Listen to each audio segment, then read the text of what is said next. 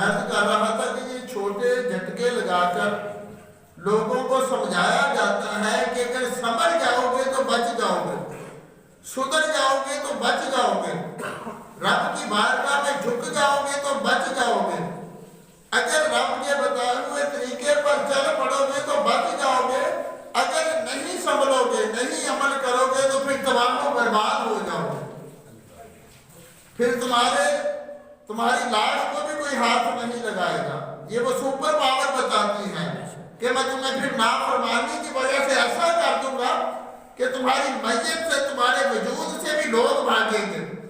تمہارا ڈرتے ہوئے جنازہ بھی پڑھنے کوئی نہیں آئے گا، ڈرتے ہوئے تمہیں کفن بھی کوئی نہیں پہنائے گا، تمہاری لاش سے بھی لوگ نفرت کریں گے، ڈریں گے کہ جیسے یہ برا ہے وہی بیماری ہمیں نہ لگ جائے، ہم بھی نہ مر جائے، کوئی تمہیں غسل بھی نہیں دے گا۔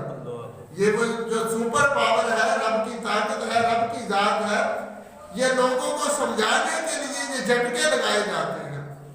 کہ لوگ سمجھ جائیں۔ تو مگر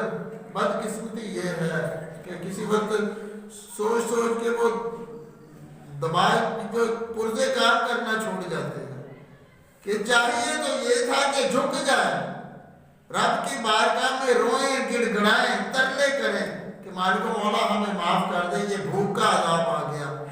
بے روزگاری کا عذاب آ گیا، دکان سے کوئی چیز ڈھونڈنے جائیں تو وہ نہیں مل رہی، آٹا لینے کے لیے لوگ لائنوں میں لگ رہے ہیں، یہ عذاب ہے، یہ اصل عذاب ہے۔ اگر